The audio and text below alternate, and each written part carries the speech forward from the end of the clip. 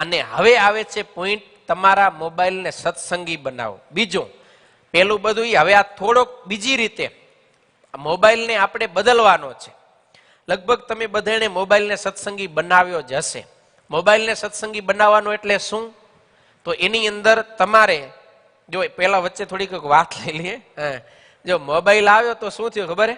હા, જો બધા બોલતા જો મોબાઈલ આવ્યા, કેમેરા ખતમ, મોબાઈલ આવ્યા, હાથ ઘડી ખતમ, મોબાઈલ આવ્યા, ટોર્ચ ખતમ, મોબાઈલ આવ્યા, રેડિયો ખતમ, મોબાઈલ આવ્યા, MP3 ખતમ, મોબાઈલ આવ્યા, લેટર્સ ખતમ, મોબાઈલ આવ્યા, कैलकुलेटर खत्म, मोबाइल आया, कंप्यूटर खत्म, मोबाइल आया, सुकून खत्म.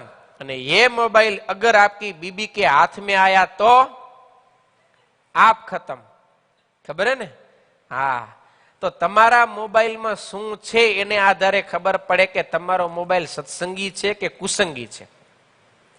એક પ્રશ્ન કરું, સાચો જવાબ દેશો? હાવ સાચો, ભગવાનને સાક્ષી માનીને. હા, કેટલાના મોબાઈલની અંદર કોઈ પણ પ્રકારનો લોક નથી, કોઈ પણ પ્રકારનો સ્ક્રીન લોકે નહીં. એવા જે હોય ને એ જ અહીંયા યસ લખીને મોકલાવે, બીજા કોઈ વચ્ચે ડિસ્ટર્બ ન કરતા.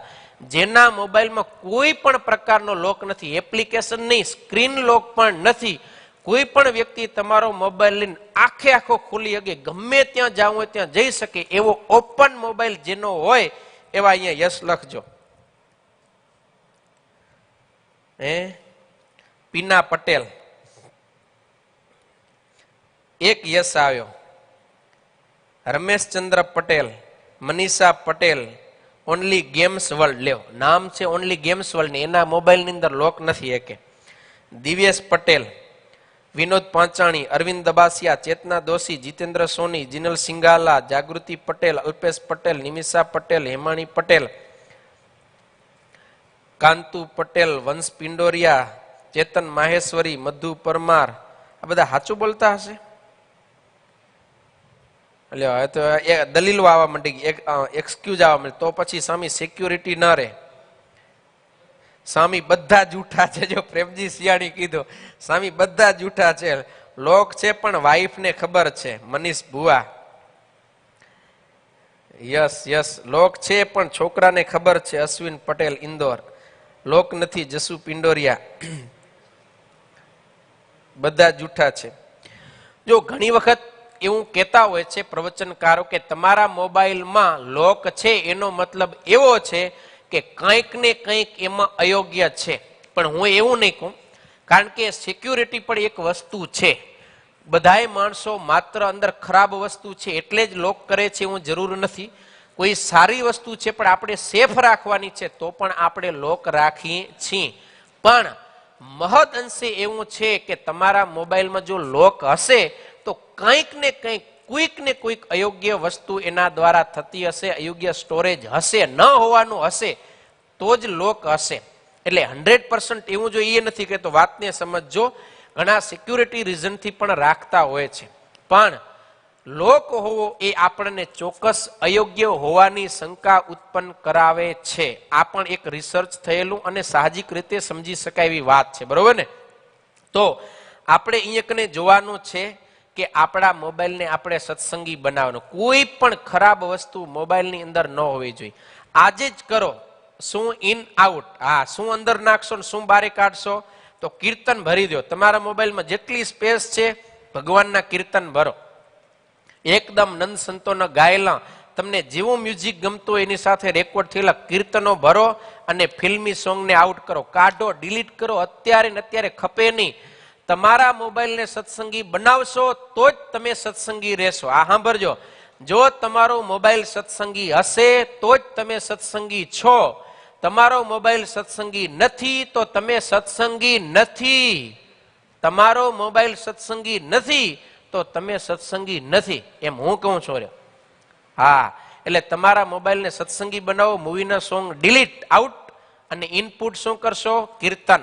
બીજા નંબરમાં કથાની ઇનપુટ કરો, ફિલ્મને બારે કાઢો. કોઈ પણ ખરાબ વિડીયો ખપે નહીં મોબાઈલની અંદર. કથા ભગવાનની, ભગવાનના ચરિત્રો, સારું જે હોય સામાજિક, સાંસ્કૃતિક, દેશનું, સમાજનું, દેવ દેવીનું, ભગવાનનું, એ જ કથા વાર્તા એ જ તમારા મોબાઈલમાં હોવી જોઈએ. કોઈ પણ પ્રકારનું નબળું સાહિત્ય, અશ્લીલ ફોટો, પિક્ચર કે એવું કાંઈ ન હોવું જોઈએ. પછી તમારા ઘરને મંદિર દર્શન અને બંધ કરો સિનેમા ઘર. હા, તો તમે આ સોશિયલ મીડિયાથી બચી શકશો, નહીતર નહીં બચી શકો. બરોબર ને? તો આવી રીતે તમારા મોબાઈલને જો સત્સંગી કરશો તો પણ તમે વ્યસન થકી બચી શકશો. નહીતર તો મોબાઈલ ભાઈ સાધન છે સોશિયલ મીડિયાનું, એ બધા સોશિયલ મીડિયા આપશે ને આપણે એની અંદર બંધાઈને રહેશું ને ડૂબી જશું. હવે મોબાઈલથી સત્સંગની વાત આવે તો ઘણા બધા એપ્લિકેશન આપણા ભુજ મંદિર દ્વારા પબ્લિશ થયેલા છે. એની અંદર તમને કીર્તન ભક્તિને ખપતા હોય તો છે, પછી ભક્ત ચિંતામણી, હરિચરિત્રામૃત કરીને આખું ઓડિયો બુક છે, સત્સંગી જીવનની ઓડિયો બુક છે, પછી આ વચનામૃત ધ લર્નિંગ એપ, અતિ સરસમાં સરસ આ એક વચનામૃત એપ્લિકેશન છે, એને ડાઉનલોડ કરો, એમાંથી તમે શીખો. આવી રીતે તમારા મોબાઈલને સારા કામમાં જો તમે ઉપયોગમાં લેશો તો એ વ્યસન થકી નુકસાન નહીં થાય, ફાયદો થશે. એ ટેકનોલોજી આપણને વરદાનરૂપ બનશે, આશીર્વાદરૂપ બનશે. પણ જો આપણે ઉપયોગ એનો અયોગ્ય કર્યો તો આ ટેકનોલોજી આપણા ભૂકા ગાભા કાઢી નાખવાની છે ને જિંદગી બરબાદ કરી નાખશે ને કરી રહી છે. એમાં ભારતની અંદર જે ઇન્ટરનેટનો એપ્લિકેશનનો યુઝ થાય ને, તમે કોક દી ઇન્ટરનેટમાં જઈને રિસર્ચ તો કરજો મારા ભાઈ. લાખોની કરોડો યુવાનો પોતાની મોઘી જિંદગી એમ ને એમ આંગળીના ટેરવા ફેરવામાં પસાર કરી નાખે અને પછી પાછી વાતો મોટી મોટી કરે, ભારતનું કંઈ થાતું નથી. એ ભાઈ તું રેવા દે, તારાથી એક મોબાઈલ નથી મૂકી હગાતો, અડધી કલાક તો ચેટ નથી મૂકી શકતો, તને આખા ભારત દેશની ચિંતા હે? એટલા માટે બહુ મોટા મોટા માણસોએ કીધું કે ભારત પાસે જે યુવા ધન છે ને એવું દુનિયાના કોઈ દેશ પાસે નથી.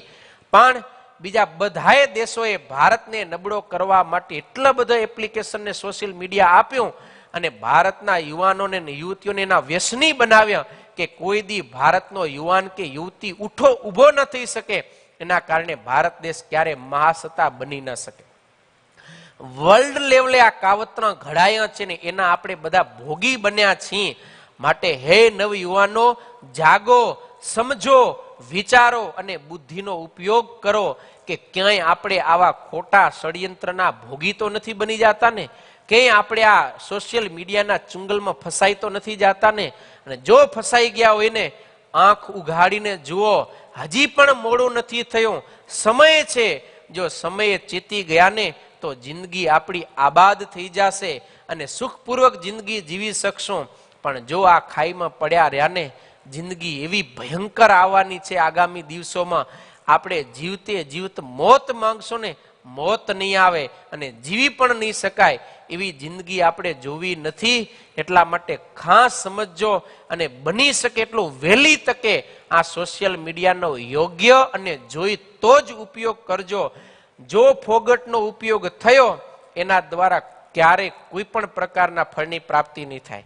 ઘણાને એમ હોય એ સોશિયલ મીડિયા દ્વારા અમે થોડાક સમયમાં રૂપિયાવાળા થઈ જશું, ફેમસ થઈ જશું, આમ થઈ જશું, તેમ થઈ જશું, અને બીજા બધા થયા હોય એનો એ દ્રષ્ટાંતે લેતા હોય. પણ ભાઈ એમ નથી થવાતું. અને જો એમ થઈ શકાય તો આજે કોને નથી થવું, કેને રૂપિયાવાળા નથી થવું? જો સોશિયલ મીડિયાથી તમારા ધંધા ધમધોકારા હાલી જ પડતા હોય તો દુનિયામાં કોઈને ગરીબ રહેવું છે? નથી રહેવું. તો એ બધાય અમીર થઈ શકતા નથી. એની સામે તમે જોજો હમુઠા જેટલા જેટલા અમીર લોકો છે એ બધાય નહીવત, મતલબ કે જીરોના રૂપમાં આ સોશિયલ મીડિયાનો ઉપયોગ કરે છે, ત્યારે એ અમીર છે. એટલે જે ખોટી મેન્ટાલિટી છે ને કે આ સોશિયલ મીડિયાથી આપણા ધંધા ધમધોકાર આલે, બિલકુલ ખોટું છે.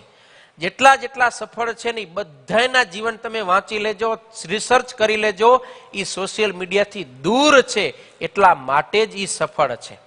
સમજ્યા? એટલે એવી ખોટી મેન્ટાલિટી રાખવી ન જોઈએ. જે કોઈ સફળ છે કોઈકને એની વ્યવસાય છે એનો, જેમ કે કોઈ મોટા યુટ્યુબર હોય, કોઈ એવા મોટા ટિકટોકર હોય, જે હોય એનો એ વ્યવસાય છે, એની પાછળ જ સંપૂર્ણ. એ ટાઈમપાસ નથી કરતા. આપણે ટાઈમપાસ કરવા વાપરીએ છીએ ને એ બિઝનેસની દ્રષ્ટિએ વાપરે છે. તમારા વપરાશમાં એના વપરાશમાં ફેર છે. એટલા માટે એનો વાદ તમે ન લ્યો. જો તમે એવા છો તો તમે વાપરો. એટલે વિવેકપૂર્વક જો આપણે વાપરશું તો જ આ સોશિયલ મીડિયા આપણને ઉપયોગી થશે, નહીતર ઉપયોગી થશે નહીં. એટલે સોશિયલ મીડિયાથી ખાસ તમે બચજો, આ વાતને જીવનમાં ઉતારજો.